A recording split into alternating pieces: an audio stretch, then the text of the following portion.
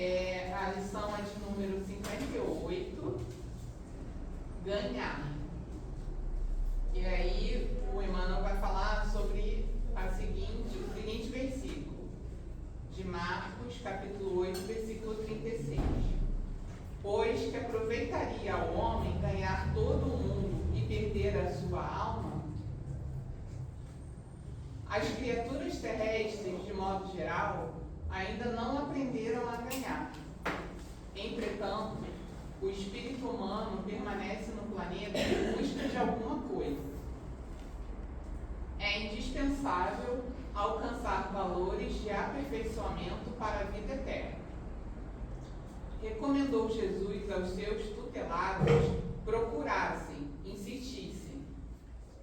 Significa isso que o homem se demora na terra para ganhar na luta enobrecedora. Toda perturbação nesse sentido provém da mente viciada das almas em desvio. O homem está sempre decidido a conquistar o mundo, mas nunca disposto a conquistar-se para uma esfera mais elevada.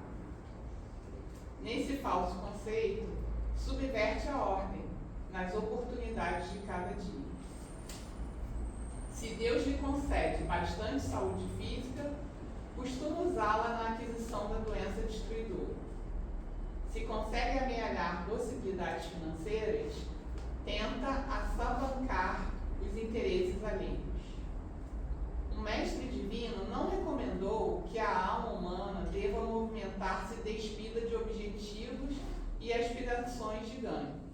Salientou apenas que o homem necessita conhecer o que procura, que espécie de lucro almeja, a que fim se propõe em suas atividades terrestres.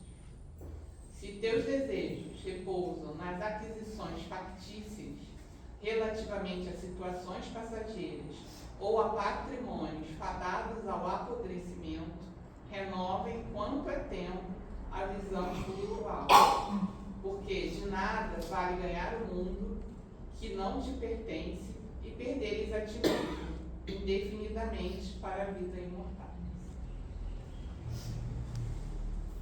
Então, com essa lição, vamos agradecer a Deus, nosso Pai, Jesus, nosso Mestre, por estarmos aqui tentando, e muitas vezes conseguindo, dar esse sentido para a nossa vida, de ganhar o que a gente realmente precisa para a nossa felicidade.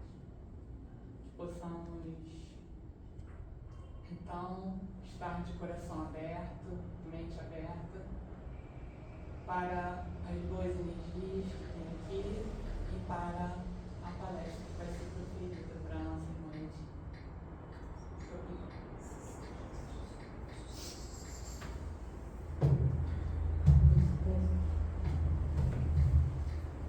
E aí, a Edila vai falar sobre o amor que está acima da religião. Bom dia a todos, que tenhamos um domingo muito bom para todos nós, né? E quando a gente entra aqui, a gente já sente a atmosfera franciscana nos envolvendo, nos abraçando, com todas essas energias amorosas. E me foi pedido num outro local para falar sobre isso. Eu falei, gente, o que quer dizer com isso? O amor está acima da religião. É mostrar que Jesus independe de religião nenhuma. E o que ele veio trazer para nós foi a lei do amor. Ele não fundou nenhuma religião, ele não criou nada. Ele nasceu no povo hebraico, judeu, viveu como judeu e morreu também como judeu. Ele, enquanto esteve entre nós aqui, encarnado, ele não escreveu, não deixou nada, ele dizia sempre, eu não vim destruir a lei, mas dar cumprimento a ela. Mas que lei era essa? A lei vigente da época? Porque Deus havia dado 10 mandamentos, né, a Moisés, essa primeira revelação. E esses 10 mandamentos, é o que Jesus falou, tantos não, ou faça isso, ame isso, resumia-se em 2 leis: amar a Deus sobre todas as coisas e ao próximo como a si mesmo. Que ali, nesses 2 mandamentos, estavam contidos toda a lei e todos os profetas. E aí, então, me falaram isso. Nós queremos desenvolver isso. O que ele veio trazer para nós? Porque não foi ele que criou nem a palavra cristão. Cristo era uma simbologia que os judeus chamavam do Messias, daquele que viria salvá-los, de quem viria livrá-los do cativeiro que eles viviam, né, com o Império Romano. Eles que desde a saída do Egito, como prisioneiros, não chegaram no Egito como prisioneiros, como muita gente pensa, como escravos, não. Chegaram no Egito na época em que José era um dos ministros. Só que o povo foi crescendo, que o próprio faraó ficou com medo dele, né, dominá-los e os escravizou.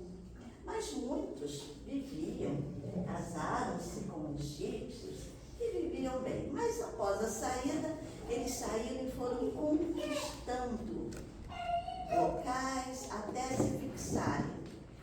E depois, então, viviam, cultuavam o Deus dos exércitos, Jeová, que os livrava sempre dos seus inimigos, até serem dominados pelo Império Romano.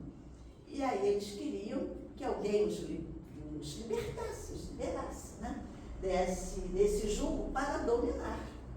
Eles não queriam simplesmente ficarem livres, eles queriam dominar. E vem Jesus, trazendo a imagem de Deus diferente. Ele dizia Deus, ele chamava de Abba, uma das palavras hebraicas que quer dizer paizinho, pai amoroso. Então, já tirando aquela figura do Deus guerreiro, do Deus que mandava matar, que dominava, que oprimia.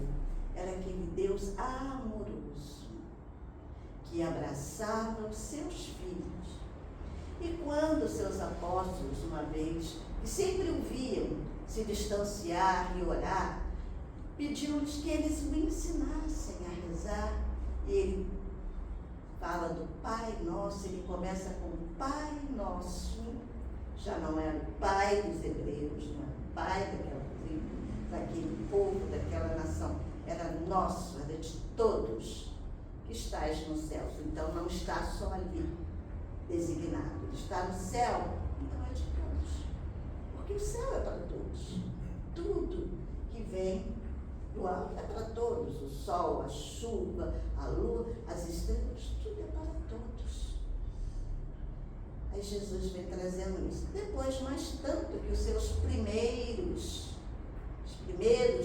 seguidores eram chamados de os homens de Nazaré, os homens do Nazareno, os homens do pescador de almas, os homens do caminho, devido à casa do caminho que eles estudaram. E só mais tarde, quando Lucas se entrega,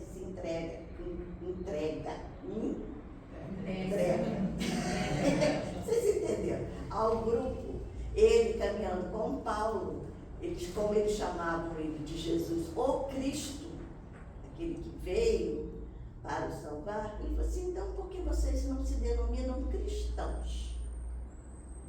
E começaram aquelas primeiras igrejas, eram simplesmente chamadas de igrejas cristãs. E só séculos mais tarde, no próprio seio do paganismo, no próprio império do paganismo em Roma, quando Constantino aceita o cristianismo como religião, é que passa a ser criada o catolicismo, a Igreja Católica Apostólica Romana, que foi criada pelos homens. Então não foi Jesus. O que Jesus veio trazer para todos nós foi a lei do amor, e do amor universal. Não é um amor, esse amor que a gente conhece por aí. Então, quando os primeiros ensinamentos cristãos, desde os primeiros, dos primórdios dos ensinamentos cristãos, o amor é apresentado como a essência divina que rege a vida, o sentimento que está mais próximo do ser humano, de Deus, quando o homem se une a Deus. E na doutrina espírita, codificada por Allan Kardec, o amor é compreendido não apenas como a emoção nobre, mas como lei universal que sustenta a harmonia do universo. Então, no Evangelho segundo o Espiritismo, tem lá o capítulo 11, amar o próximo como a si mesmo. A gente vai encontrar lá em Mateus, no capítulo 22, dos versículos 15 até o 39. Kardec, ele comenta que o amor é a essência divina de todos vós, desde o primeiro ao último. Tendes no fundo do coração a centelha desse fogo sagrado. Está lá no capítulo 11 para a gente ver, E o que é essa centelha divina, Ela é o germe da perfeição que Deus depositou em cada um de nós. Cada espírito, porque nós somos espíritos, cada um espírito foi criado com esse germe, com essa centelha divina, e que ela começa a se desenvolver através das encarnações. Todos criados simples e ignorantes, e vamos nos evoluindo, aprendendo a trabalhar e a conviver uns com os outros, procurando disseminar, dissipar as adversidades. Eu não gosto muito de você, não, mas um dia eu vou gostar. Daqui a não sei quantas encarnações, não é assim, porque é isso que pode acontecer. Pode acontecer da gente, numa encarnação muito passada, já ter tido, ter sido os inimigos e tudo, e hoje estamos aqui convivendo, aprendendo esse convívio graças a essa centelha, essa sementinha que Deus coloca em nós do germe do amor, que vai adocicando a nossa vida. Cuidado só com a dosagem para não ficarem diabéticos. Então, de acordo com essas encarnações. Então, quando interrogado sobre qual seria o maior mandamento, Jesus sintetizou toda a lei no amor. Esse mandamento é, portanto, a síntese de todas as virtudes. Então, assim, o amor, para nós aqui, para o Espiritismo, ele não é uma virtude passiva, mas um exercício constante de elevação moral.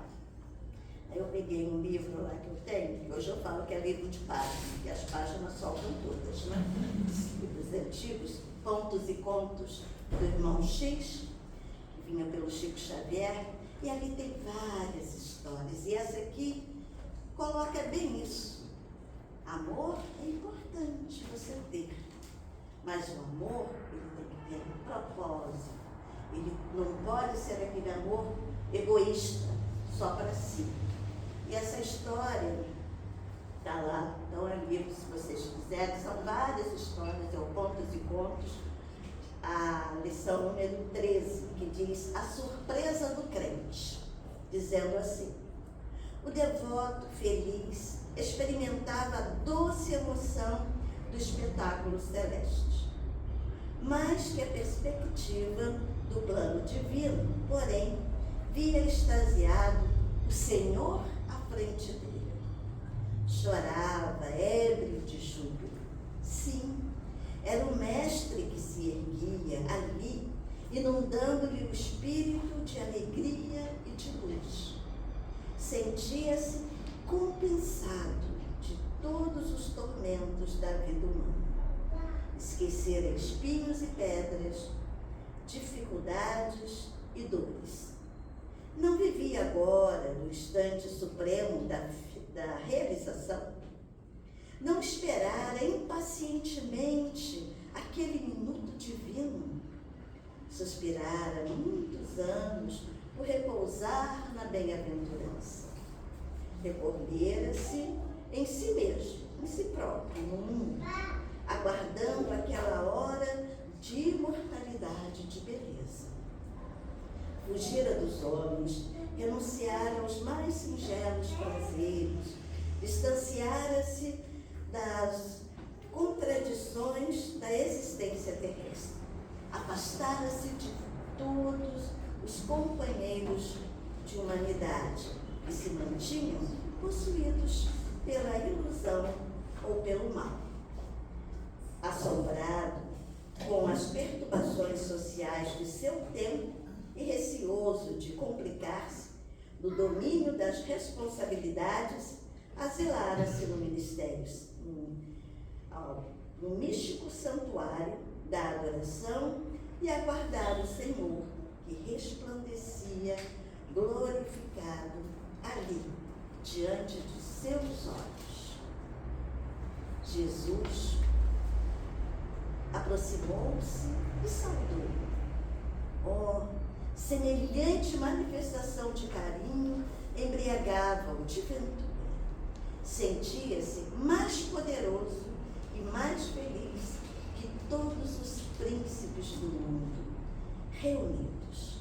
O Divino Mestre sorriu e perguntou: diz-me, discípulo querido, onde pusestes os ensinamentos que te dei? O crente levou à destra o tórax, o preço de alegria, e respondeu: coração. E onde guardastes, tornou, amigos, sublime, minhas continuadas bênçãos de paz e misericórdia? No coração, retornou Léo interpelado. E as luzes que acendi em torno de teus passos, tenho-as no coração. Repetiu o devoto, possuído de intenso júbilo. O mestre silenciou por instantes e indagou novamente: e os dons que te ministrei permanecem comigo? Informou o aprendiz no recôndito da alma. Silenciou Cristo e, depois de longo intervalo, inquiriu ainda: ouve, onde arquivastes a fé, as dádivas, as oportunidades de santificação, as esperanças e os bens infinitos que te foram entregues em meu nome? Reafirmou o discípulo reverente e humilde: depositei-os no coração, Senhor. A essa altura, interrompeu-se o diálogo comovente.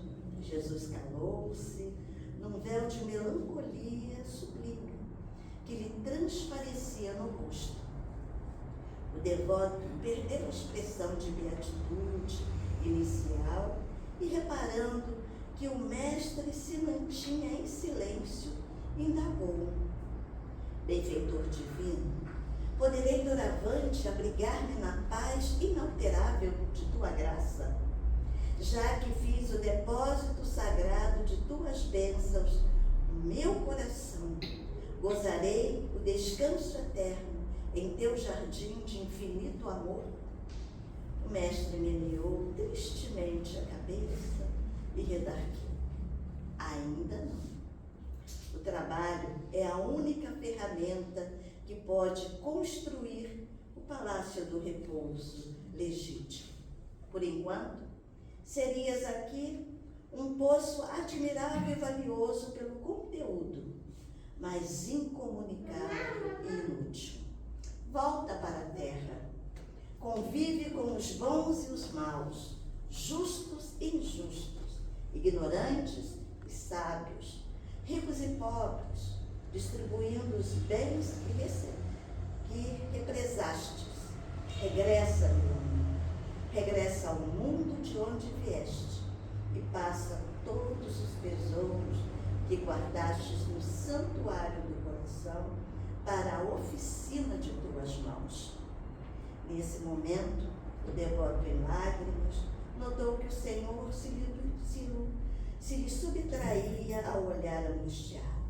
Antes, porém, observou que o Cristo, embora estivesse totalmente nimbado de intensa luz, trazia nas mãos formosas e compassivas os profundos sinais dos cravos na cruz.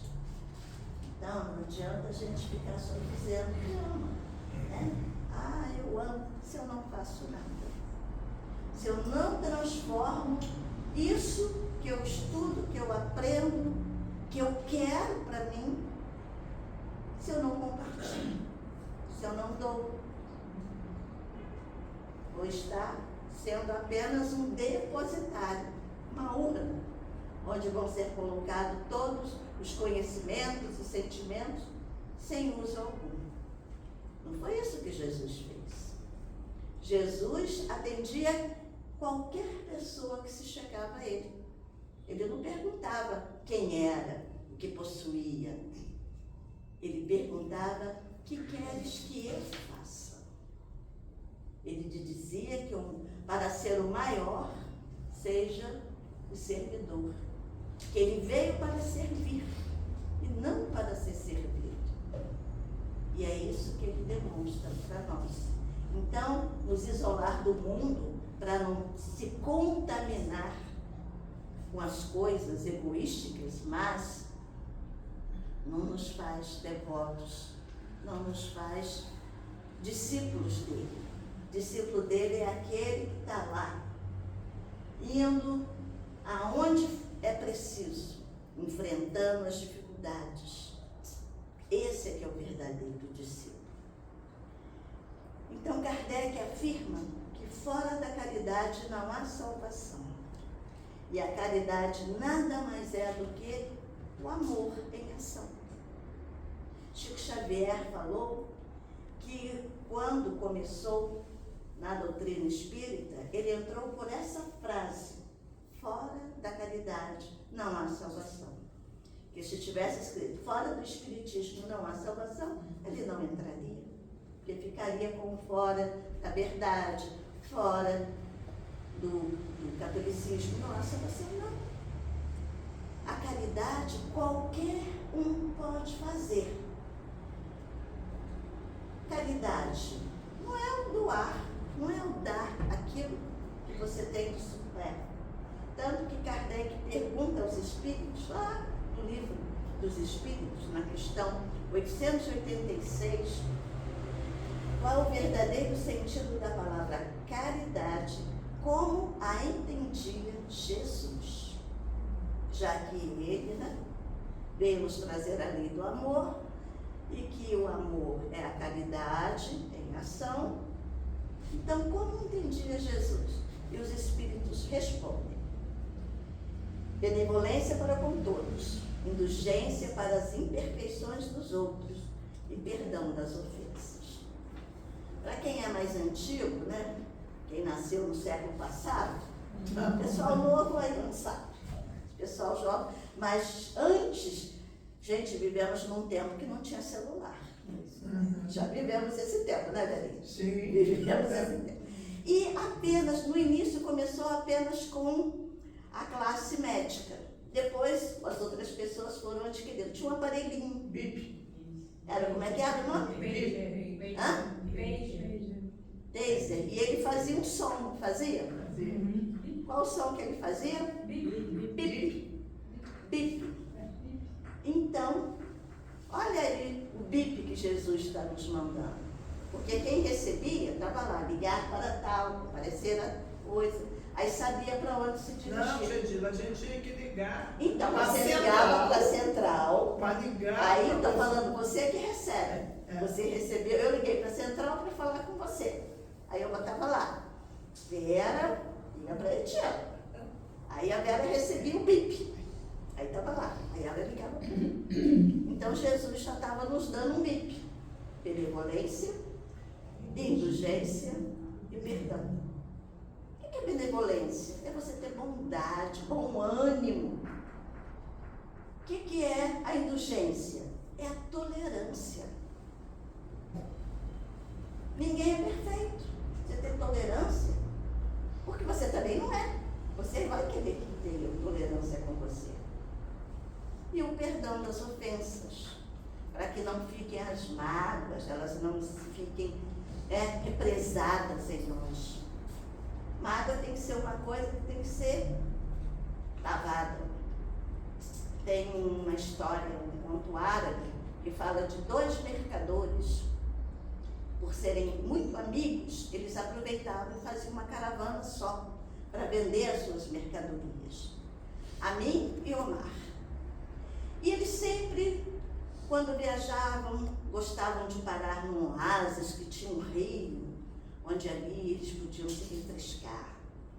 Só que um dia havia chovido, foi um rigoroso, então a correnteza estava um pouco mais forte. E Amin foi se banhar no rio e acabou sendo levado pela correnteza.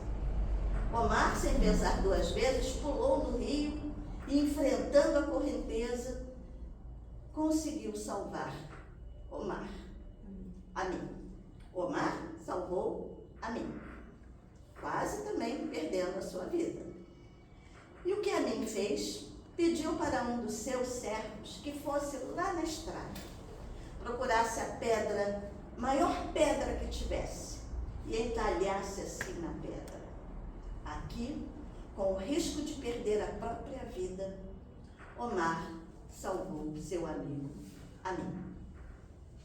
Foram, venderam suas mercadorias e, na volta, pararam ali no mesmo lugar e começaram a falar alguma coisa e, de repente, aquela situação boba se transformou numa grande discussão, acabando por Omar esbofeteando Amin. Amin não revidou, levantou e saiu e foi até a beira do rio. Aquele servo seguiu e viu que Amin pegou uma vareta e foi bem próximo à água e escreveu: aqui, por uma discussão tola, Omar esbofeteou seu amigo Amin. Aí o servo perguntou: mestre, por que quando Omar o salvou, o senhor mandou que eu entalhasse na pedra lá na estrada?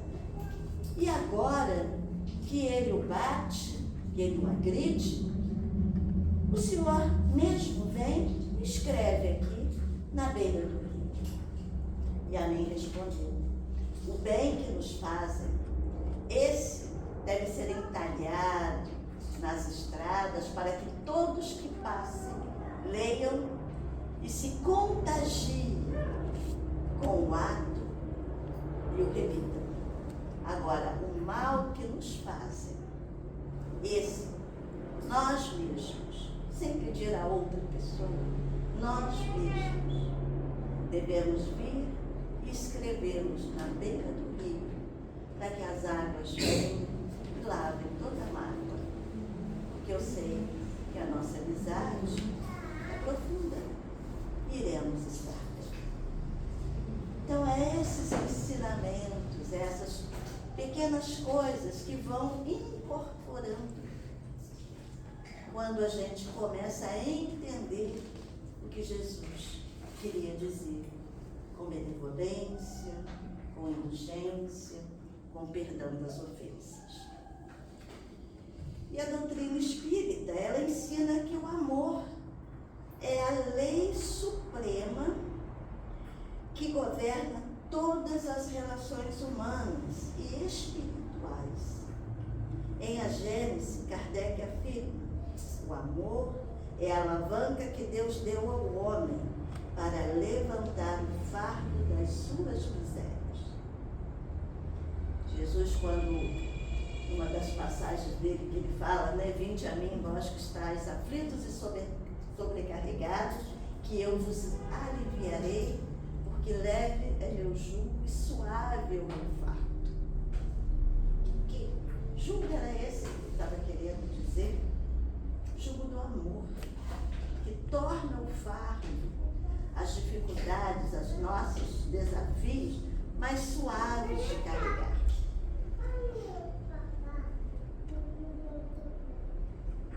Emmanuel, no livro Consolador, ele reforça essa visão. Ele fala que o amor é a força divina que transforma o destino. Sem ele, a inteligência pode ser luz que deslumbra, mas não ilumina.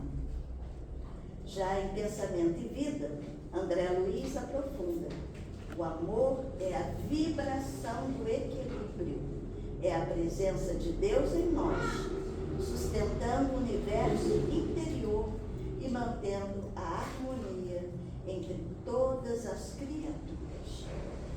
Porque a gente vê quando a gente está em harmonia, a sintonia muda. Quando a gente entra num lugar onde todos estão na mesma sintonia, a vibração é outra.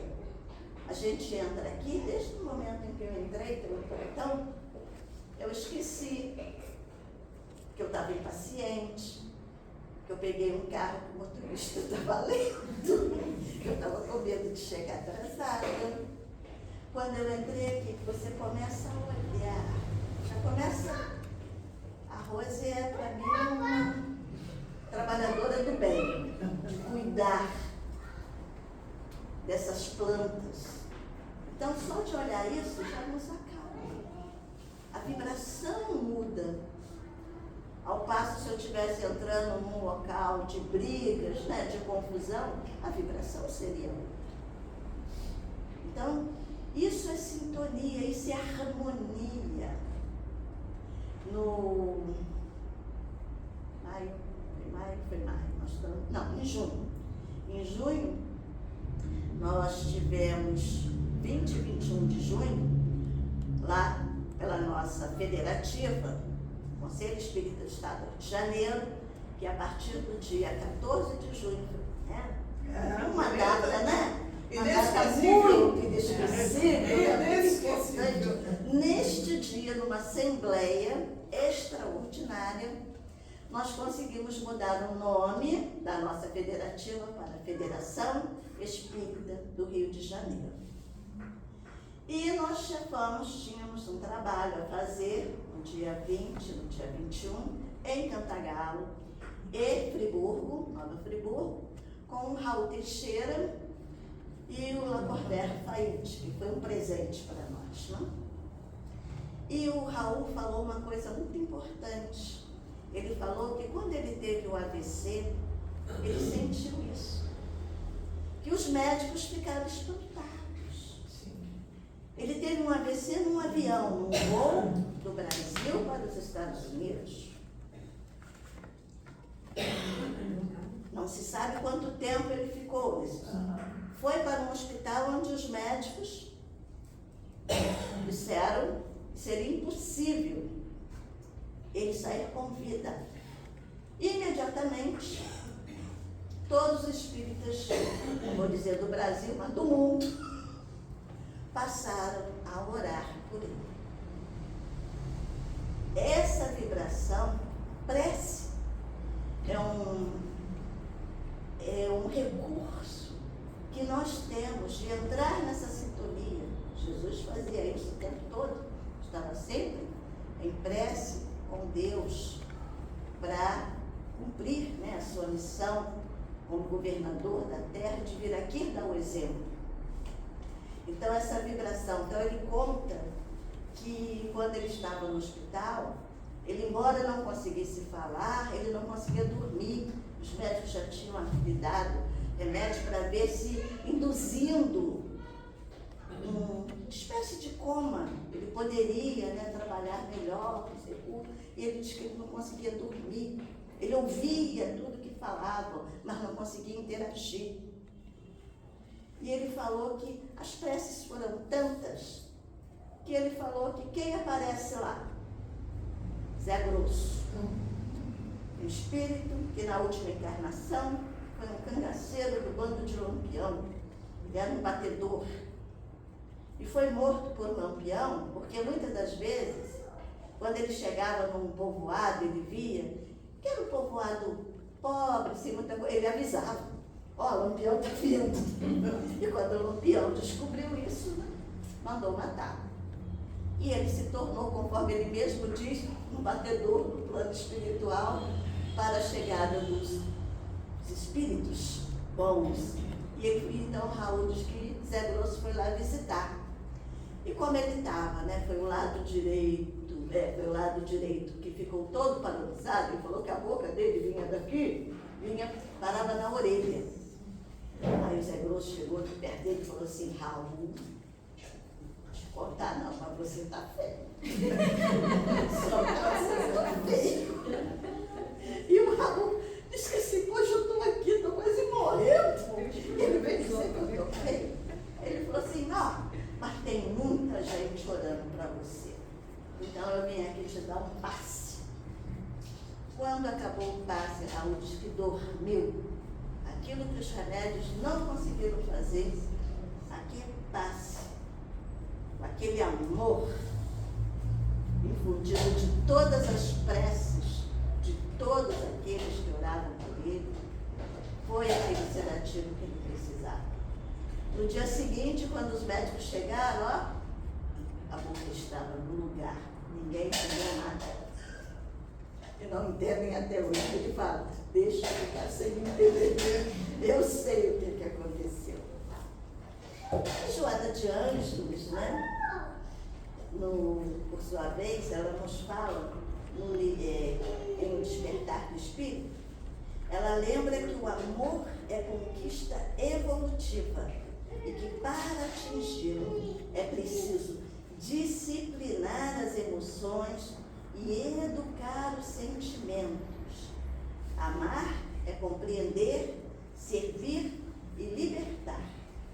Quem ama não exige, oferece. Todas essas lições vêm ao encontro do Evangelho, em que Jesus demonstra o amor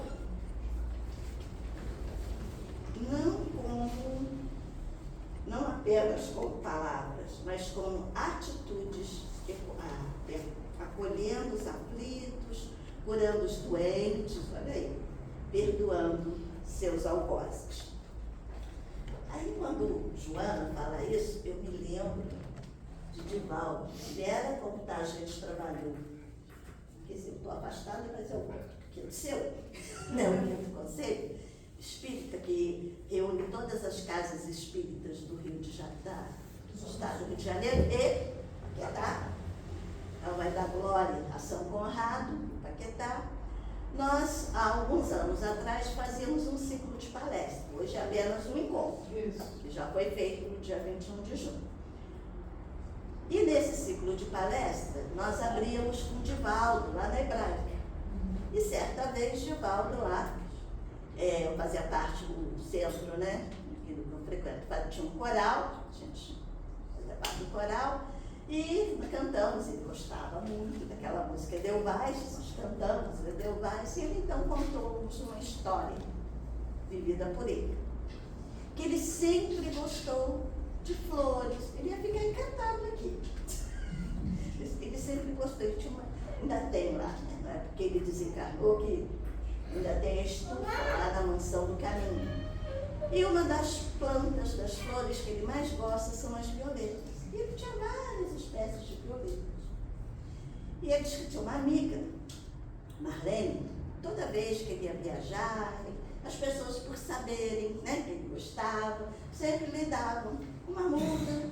E ela sempre, quando ele voltava de uma viagem, ela ia visitá-lo, tomar um chá.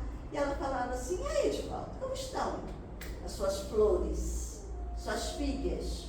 Aí ela, vamos lá ver. Aí começava, olha, essa violeta que eu vi. E essa daí eu tenho 3. Olha, mas essa daqui, essa espécie, isso daí eu tenho 5. Eu não sei, tudo ela tinha.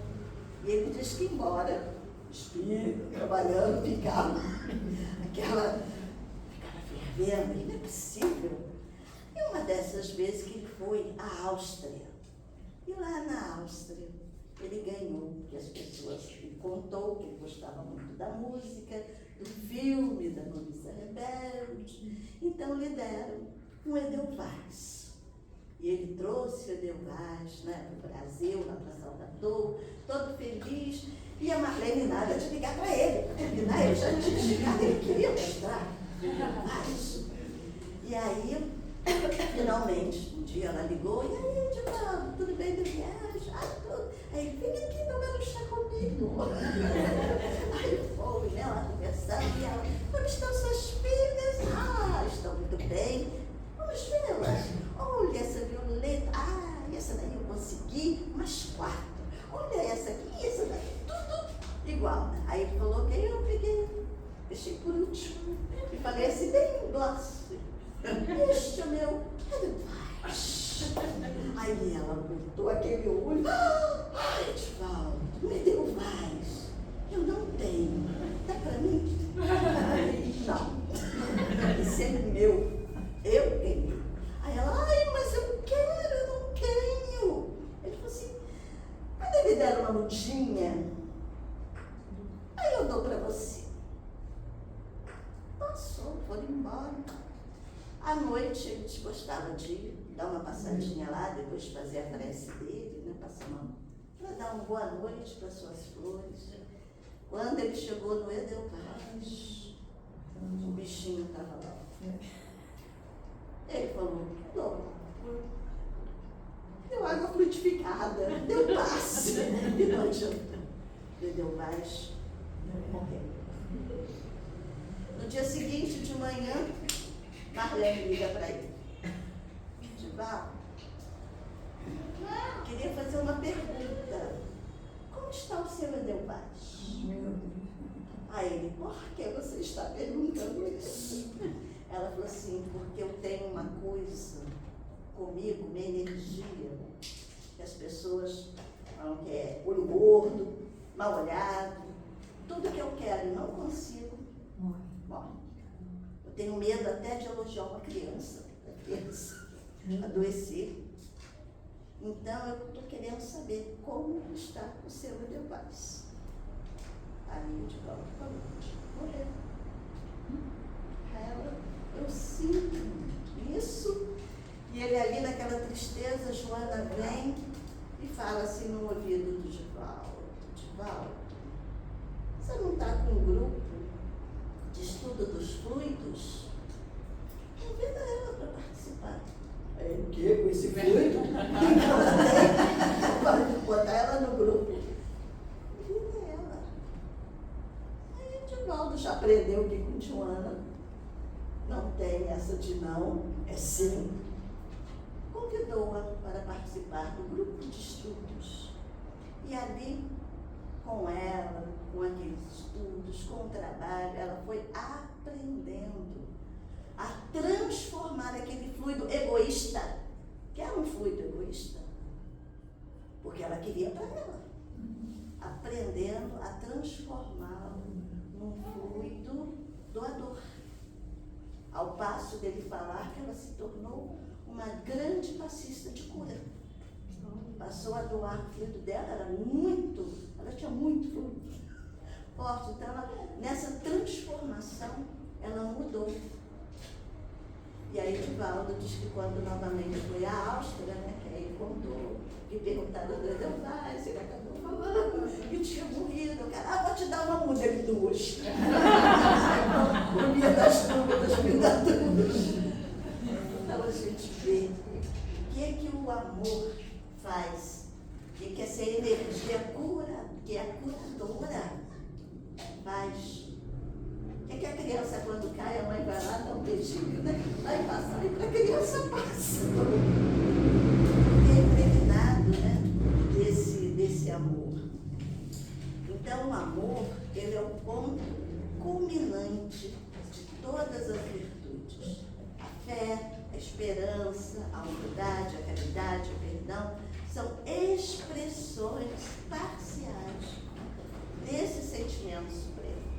Então, sem amor, todas as outras virtudes se tornam estéreis. Por isso, Paulo de Tarso, na sua epístola aos Coríntios, declarou com sabedoria antemporal: ainda que falasse a língua dos homens e dos anjos e não tivesse amor, seria como um metal que soa ou como como sino que tinha. Está lá na primeira carta aos Coríntios, né, capítulo 13, versículo 1. Aí veio o Renato Russo, lá na música Monte Castelo, coloca lá, né? Ainda que eu falasse a língua dos homens, que eu falasse a língua dos anjos, sem amor eu nada seria. E aí ele vai desenvolvendo o que é o amor para ele. Então a doutrina espírita, ela confirma essa verdade, ensinando que o amor é o coroamento da evolução espiritual. O espírito que aprendeu a amar verdadeiramente já conquistou a paz interior e tornou-se cooperador de Deus na obra do bem. É Jesus que, quando compreendeu, desde que ele foi criado em um outro mundo, em um outro planeta, que ele compreendeu, ele se tornou cooperador de Deus, que ajudou na formação desse planeta, que trouxe para cá os espíritos de outros mundos que estavam precisando dessa vivência, que nos convidou, que fez o convite para que viéssemos aqui, dizendo que ele viria e nos mostraria o caminho. Então, amar, segundo o Espiritismo, é viver a plenitude da lei divina. É compreender que todo ser é filho do mesmo Pai e, portanto, digno de respeito, de perdão, de ternura.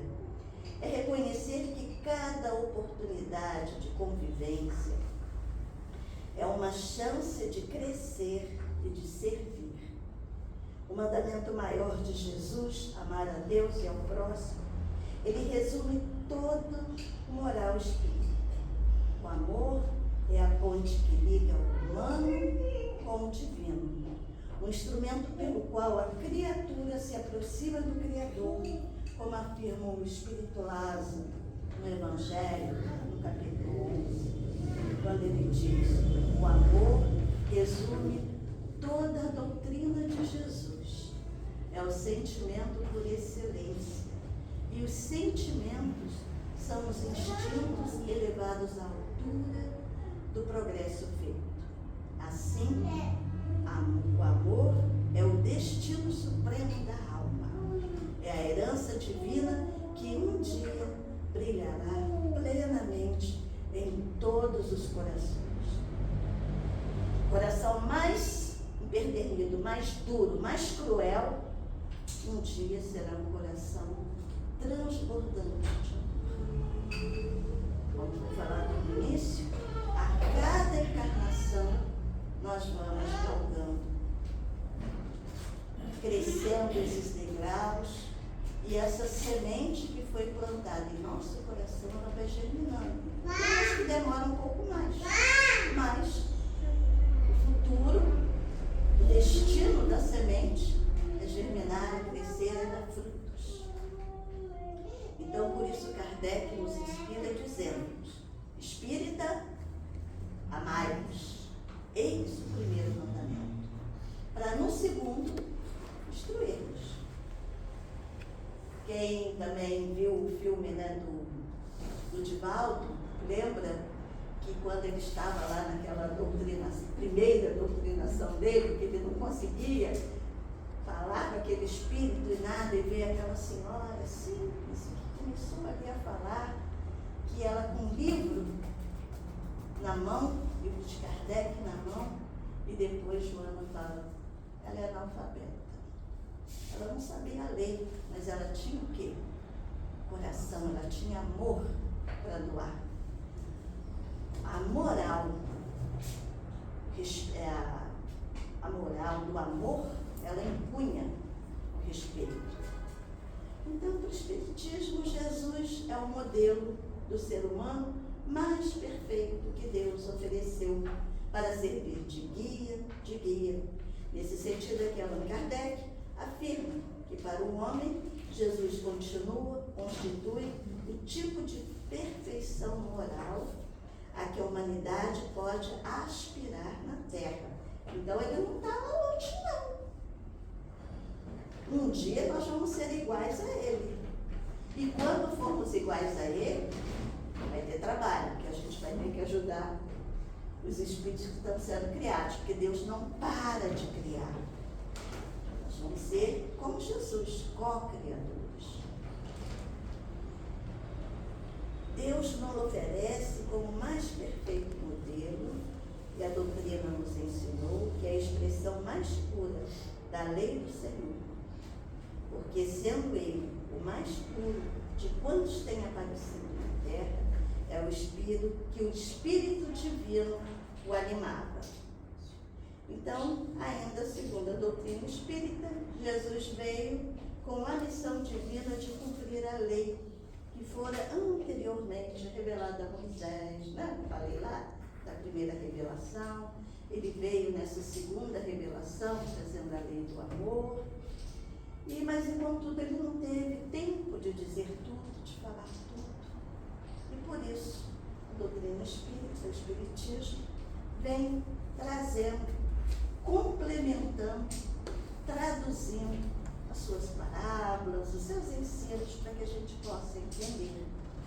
E Chico Xavier, na obra Emmanuel, ele resume tudo dizendo que Jesus foi a manifestação do amor de Deus, a personificação da sua bondade infinita.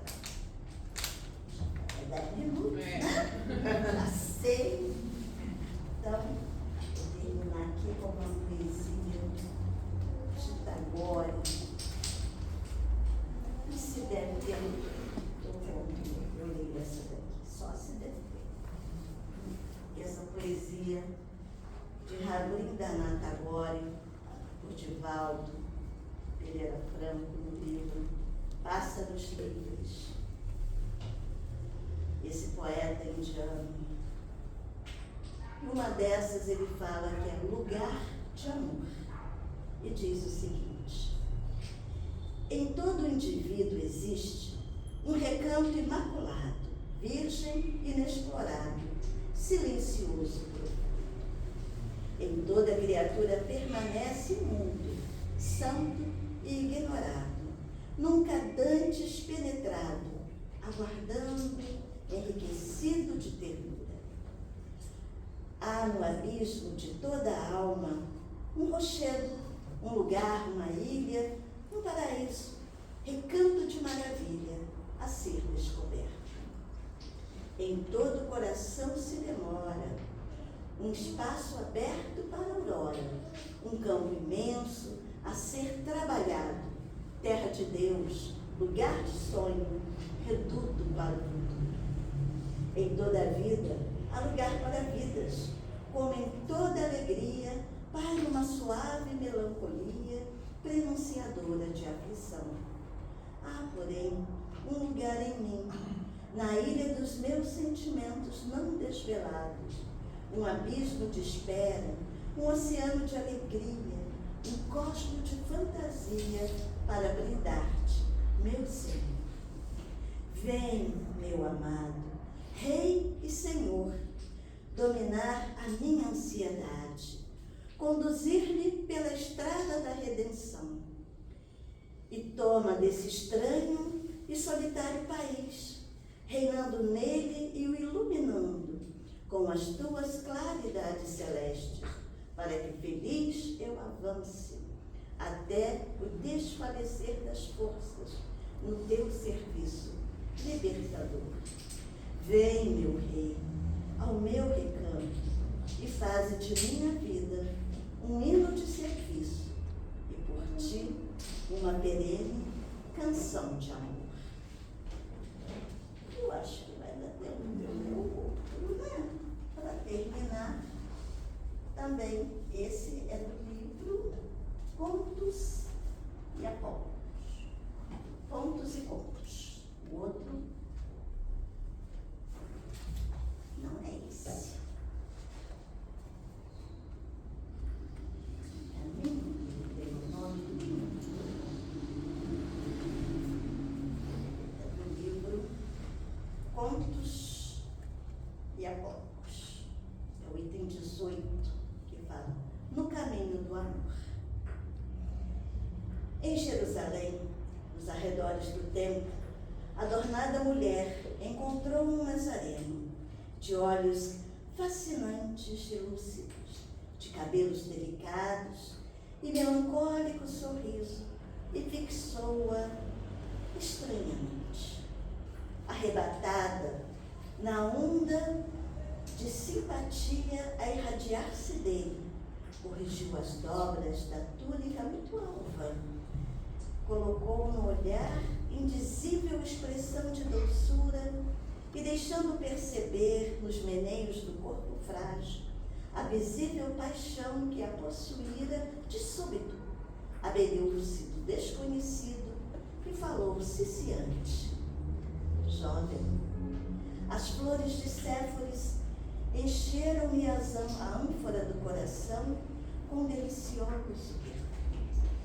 Tenho felicidades ao teu dispor em minha loja de essências finas. Indicou extensa vila, cercada de rosas, à sombra de arvoredo acolhedor, e ajuntou. Inúmeros peregrinos cansados me buscam à procura de repouso que reconforta. Em minha primavera juvenil, encontram o prazer que representa a coroa da vida.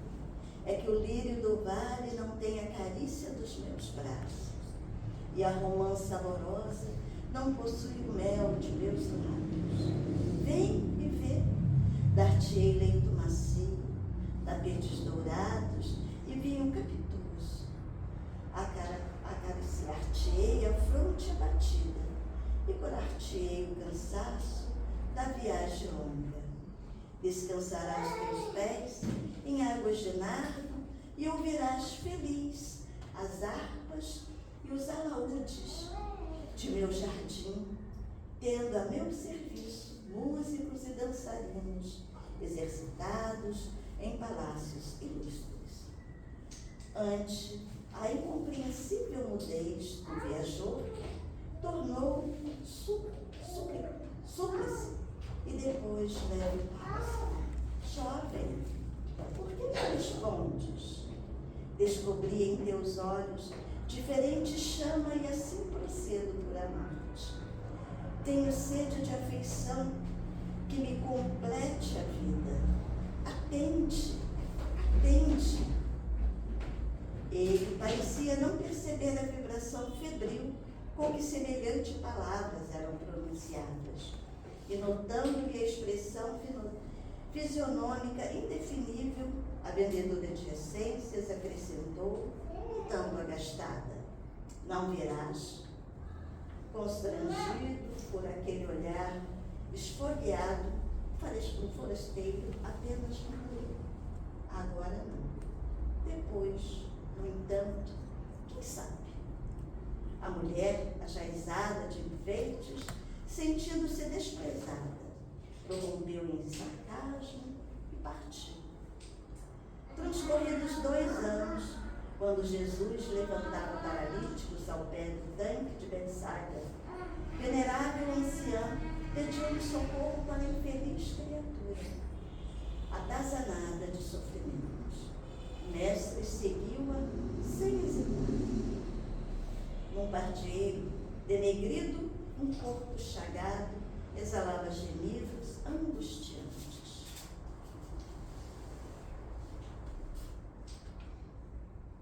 A disputada mercadora de aromas ali se encontrava, carcomida de úlceras e de pele enegrecida e rosto disforme. Feridas sanguinolentas pontilhavam a carne, agora semelhante ao esterco da terra, exceção dos olhos, profundos e indagadores. Nada mais lhe restava da feminilidade antiga. Era uma sombra leprosa de que ninguém mais ousava aproximar-se. Fitou o mestre e reconheceu. Era o mesmo mancebo nazareno, de porte sublime e atraente expressão.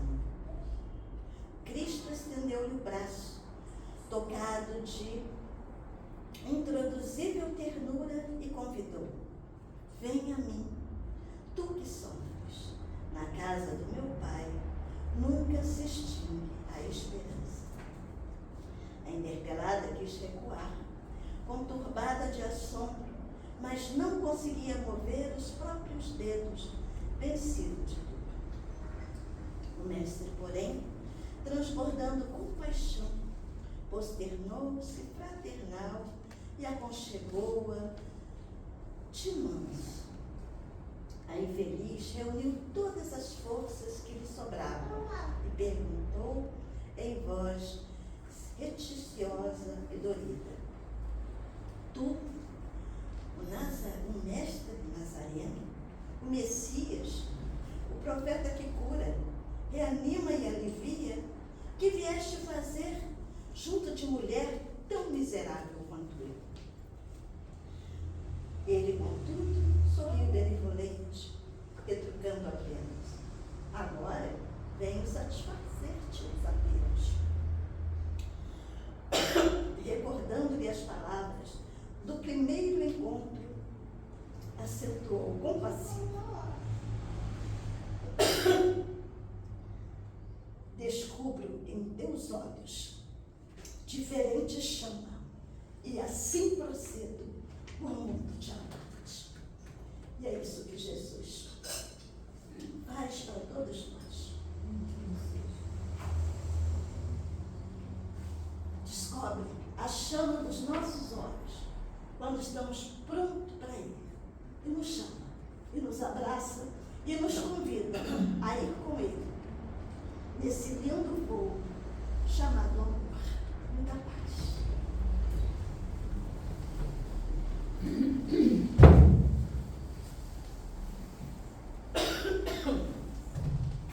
Então, a gente tem uns avisos que semana que vem, no domingo, vai ter o Bazar dos Usados, a partir das 9 horas até umas 11 horas, tá bom? Quem quiser chegar um pouquinho mais cedo para ver o bazar, tá bom? E os estudos, tenho aqui do Livro Missionários da Luz, que está começando agora, né? Acho que tem 2 semanas só que começou. É toda quinta-feira, às 19h30, online, tá bom? Tem link no recado 7. E então a gente vai agora para a segunda parte da reunião, paz. Então vamos fechar nossos olhos e agradecer a Edilson Alexa e agradecer a Deus, a Jesus, o Santo Espírito, por essa oportunidade de estarmos aqui recebendo esse amor que tem nessa casa. Que possamos então continuar, né, nessa vibração, para que possamos receber